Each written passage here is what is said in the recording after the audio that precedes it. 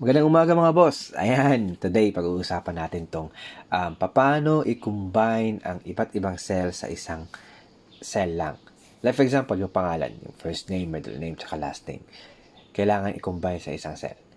Yan ang pag-uusapan natin today. Kaya kung wala kayong gagawin, come join me and let's learn together.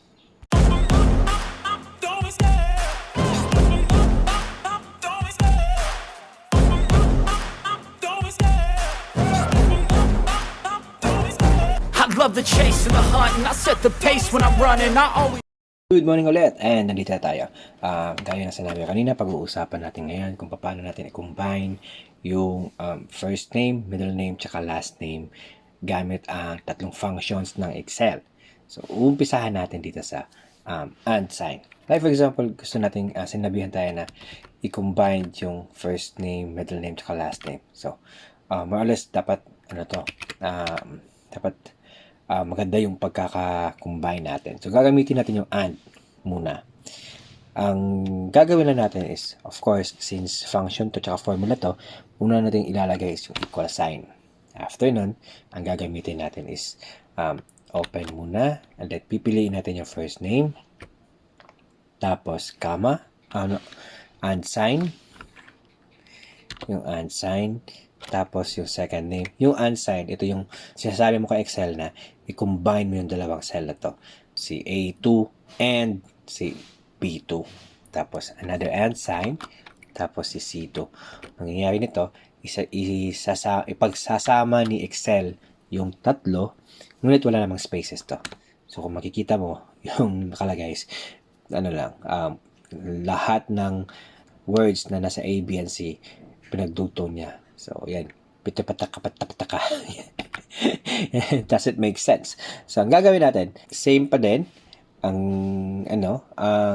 gagamitin natin, and sign, but this time, lagyan natin ng space in between. So, ang gagawin natin, equal sign, yung first name, tapos, and sign, before natin lagyan ng second name, ng middle name, lagyan natin ng space, yun, space, tapos another unsigned, kasi yung space na nandito sa gitna, ito, ibig sabihin nito, may may text na naman tayo nilagay. So, yung first name, combine natin kay second name, o kay space, and then third, lagyan natin ng and, kasi another na naman na text to. So, dito natin ilalagay si B2, which is the middle name, then, and, combine na naman natin yung another space, and then, and combine natin yung last name. So, with this, lalabas na yung buong pangalan niya na may space na in between. Ayan. Peter Pataka Park. So, ganun lang ang gagawin natin. Ayan. So, lumabas na lahat with space na in between. Ngunit, medyo masyadong madaming gagawin. So, may mga functions naman na available. Like for example, dito, available naman si concatenate. Gagamitin natin si concatenate. Subukan natin. So, same pa din. Formula. Equal sign yung una. And then, lagay natin yung function, which is concatenate. So, open. Tapos, ilagay natin yung first name. Tapos, comma. Lagyan natin ng space, same sa kanina. Tapos comma, middle name, comma, space. And ang pinagkaiba lang nila is instead na and sign yung gagamitin mo as in between sa mga cells, ang gagamitin mo is comma na lang. So yan. Medyo walang pinagkaiba eh. Trabahuso pa din eh. Madami ka pa din gagawin eh. Pa lumabas yung gusto mong yung mapagdugtong mo yung mga cells eh. Ayan. Ganito si concatenate. Ayan. Same result. Medyo trabahuso pa din. So, subukan natin si text join. Ayan. Ito yung pangatlong function na gagamitin natin for today. Text join. So, same. Since it's a formula, equal sign, text join, then open, and then ang uunahin natin is instead na iisa-isahin natin yung space in between, sabihan na natin si Excel na gamitin mo tong space sa in between sa lahat ng mga cells. So, ayan. Una natin yan. Tapos, pagtatanong si Excel kung ano ba natin yung space, eliminate ba natin yung space o hindi. So, this time, if ever may mga spaces, i-ignore natin. So, ang gagawin is lagyan natin ng true or false lang to. So, lagyan natin ng true. And then, yung kung ano yung gusto natin i-combine. So, this time, ang gusto natin i-combine is A, B, C. Ayan. So, instead na i-assign natin si A, si B, at saka si C columns, one time na lang, and then close. Ayan, lumabas na agad. Ayan. So, medyo maliit na lang yung ano natin, yung formula natin. So, tignan nyo. Medyo maliit kasi sa dito na medyo mahaba. And this is also medyo mahaba pa rin. So, yun. So, kung pagpipiliin nyo ako, I'm gonna use text join. Pero depende din naman sa gagamitan natin. Paggagamitan natin. So, this time, magandang gamitin si text join. Ayan.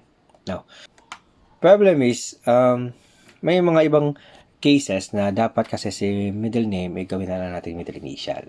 Medyo mahaba kasi si middle name eh. So, ang gagamitin lang natin sa middle name is yung first letter ng kanyang apelyido. Diba? So, mangyayari nito, yung pataka, gawin natin, tanggalin natin yung lahat, iiwan lang natin yung P. So, equal sign. Gamitin natin yung function na left. Left means mag-umpisa tayo sa left side of the cell, which is letter P. So, pipiliin natin yung kung ano yung cell na gusto natin. Tapos, comma, ilagay natin kung ilang characters na ang iiwan natin. This time, since kailangan lang natin ng first character, lagay natin yung 1. Kasi kailangan na natin ng first character. And then close. Ayan. Pag i-enter mo to, ayan, lalabas ang P.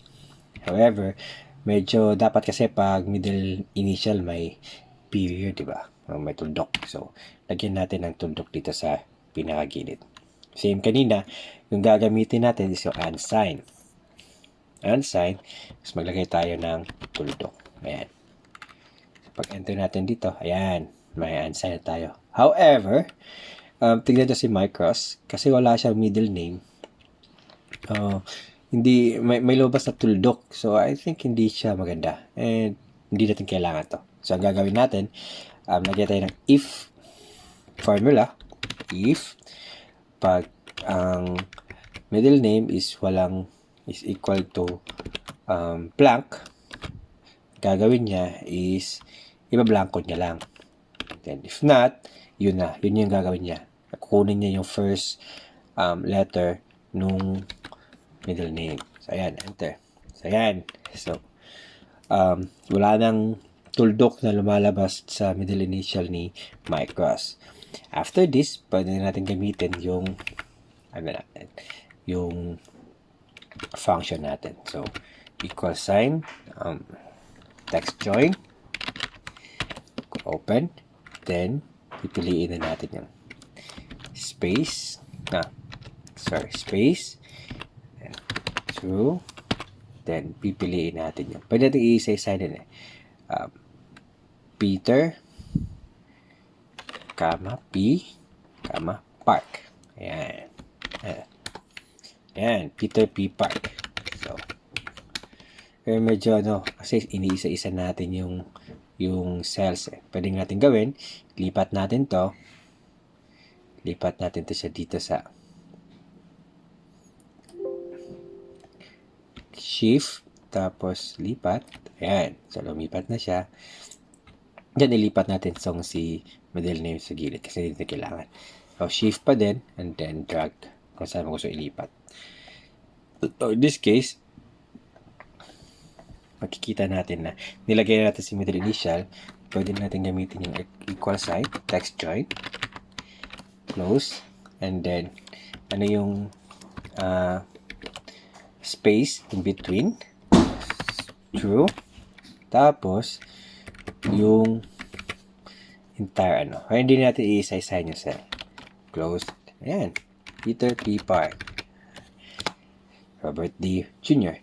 Makikita nyo si Mike Ross, walang space in between. And then, walang additional space in between. And then, Harvey Potter and Paul Eka. Yun.